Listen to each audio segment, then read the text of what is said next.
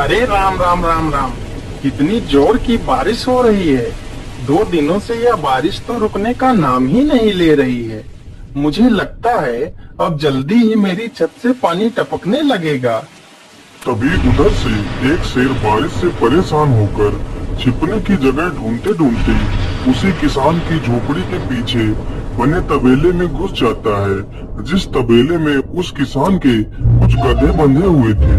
अंधेरा ज्यादा होने के कारण शेर गधों को देख नहीं पाता है और उन्हीं के बीच जाकर खड़ा हो जाता है।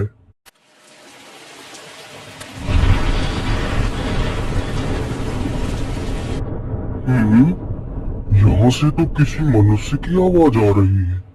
चलो चुपचाप बैठा रहता हूँ, जैसे ही यह आदमी मेरे करीब आएगा मैं इसे खा लूंगा। हाय हाय हाय, यह बारिश कब रुकेगी? ऊपर से यह टपका भी आ गया। अब मैं क्या करूं? इस टपके से कैसे बचूं?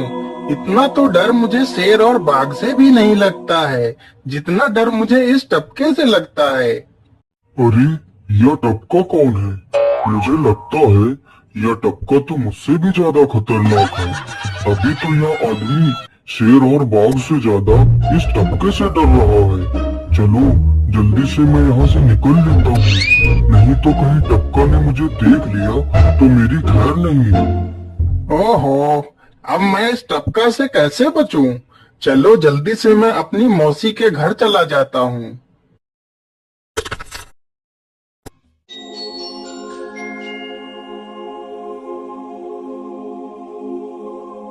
अरे चल चल गधे की औलाद, यहाँ पर छिपा हुआ बैठा है। अरे चल जल्दी। अरे ये क्या, जिसका डर तो वही हुआ, यह टपका तो मुझ पर हावी हो गया।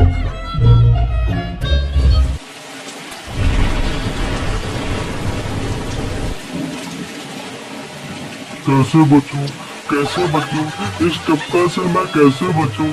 हे भगवान मेरी सहायता करो, मुझे इस टपका से बचाओ। मैं आज के बाद किसी प्राणी को नहीं मारूंगा, मैं मांसाहार छोड़ के शाकाहारी बन जाऊंगा। भगवान मेरी रक्षा करो। शेर को दौड़ते दौड़ते रात से सुबह हो जाती है।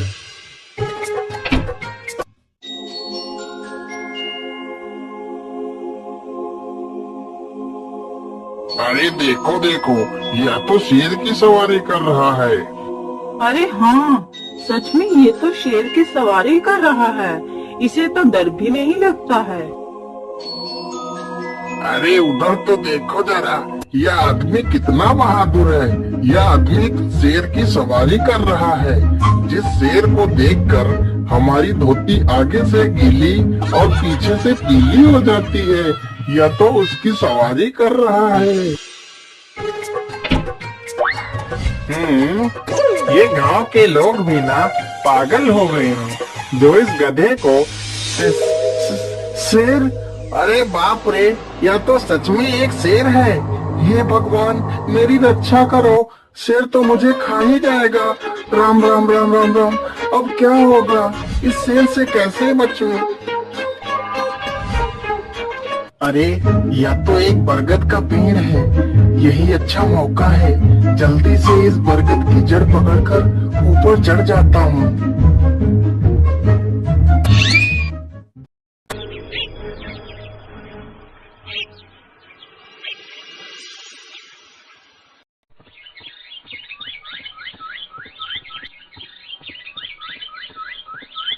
अरे शेर भैया, तुम इतनी जोर जोर से भागते हुए कहाँ जा रहे हो? आप तो बहुत डरे हुए लग रहे हो। आप तो जंगल के राजा हो, आपको किसका भय है? टपका, वो टपका मेरी जान के पीछे पड़ा है।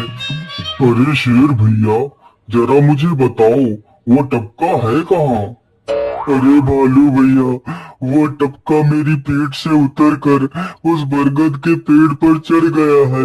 उसने मुझे रात भर खूब दौड़ाया है। वो तो भगवान का शुक्र है कि मैं जिंदा बच गया। चलो शेर भैया, मुझे उस टपके के पास ले चलो, जरा मैं भी तो देखूं आखिर ये टपका है कौन। अरे नहीं भालू भाई, बड़ी मुश्किल से तो मेरी जान बची है। मैं अपनी जान फिर जोखिम में नहीं डालूंगा। तुम्हें जाना है तो जाओ। अच्छा, ठीक है शेर भाई, तुम यहीं रुको, मैं अभी बरगद के पेड़ पर देखकर आता हूँ। आखिर ये टपका है कौन? जाओ बच्चों, जब वो टपका तुम्हारे ऊपर हावी होगा तो पता चलेगा। अरे कहाँ है ये टपका जिसने राजा जी की हवा टाइट कर दी?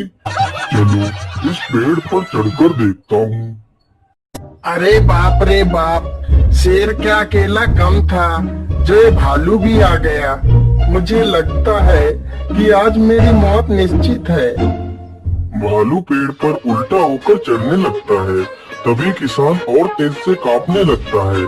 कांपने की वजह से किसान के हाथ से छड़ी छूट जाती है और उल्टा होकर चढ़ रहे भालू के पिछवाड़े पर जा लगती है। भालू धड़ाम से जमीन पर गिरता है।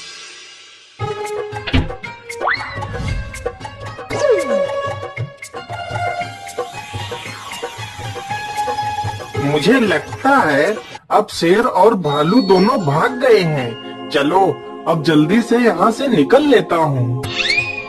सारे राज्य में यह बात फैल गई कि हरिया किसान बहुत ही बहादुर है और वह शेर की सवारी कर लेता है।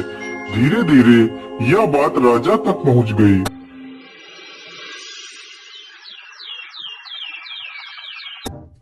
महाराज, क्यों न हम पड़ोस के गांव से हरिया किसान को बुलवा लेते हैं। वह बहुत ही बहादुर है। उसके बहादुरी के चर्चे तो पूरे राज्य में हैं। मुझे पूरा विश्वास है वह इस काम को जरूर कर सकता है। वह इस दुष्ट शेर को जरूर पकड़ लेगा। सैनिकों, हरिया किसान को आदर पूर्वक हमारे दरबार में पेश किया जाए। महाराज, आपने हमें याद किया। बताइए क्या बात है।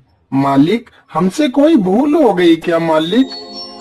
नहीं हरिया, तुमसे कोई गलती नहीं हुई है। यह कुछ लोग पड़ोस के गांव से आए हैं।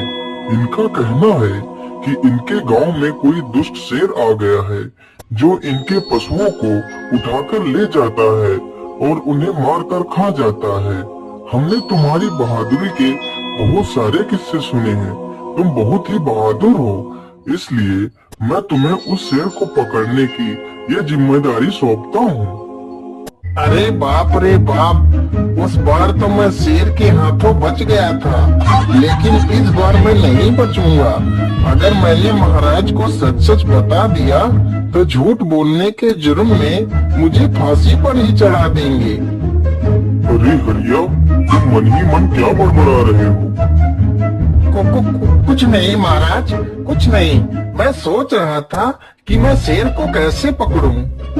ये लो हरिया, कुछ स्वर्ण मुद्राएं रख लो, ये तुम्हारे काम आएंगे। क्या करूं, कैसे पकड़ूं उस शेर को? ये महाराज ने भी मुझे कैसी दुविधा में डाल दिया है।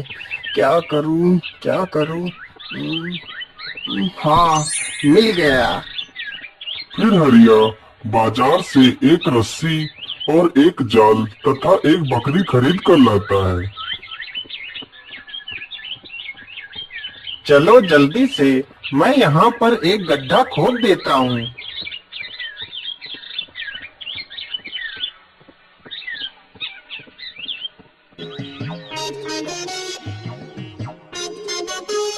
गड्ढा तो खोद दिया। चलो अब जल्दी से इस बकरी को रस्सी से बांध देता हूँ। हरिया ने बकरी को रस्सी से बांधकर गड्ढे में खड़ा कर दिया और जाल को लेकर पेड़ की डाल पर बैठ जाता है। थोड़ी ही देर बाद जब बकरी को भूख लगती है तो वह चिल्लाने लगती है।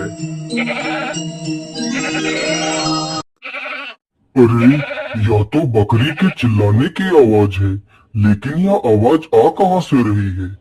आसपास तो कोई नहीं दिख रहा है। मुझे लगता है यह आवाज उस पेड़ के पास से आ रही है। चलो चलकर देखता हूँ।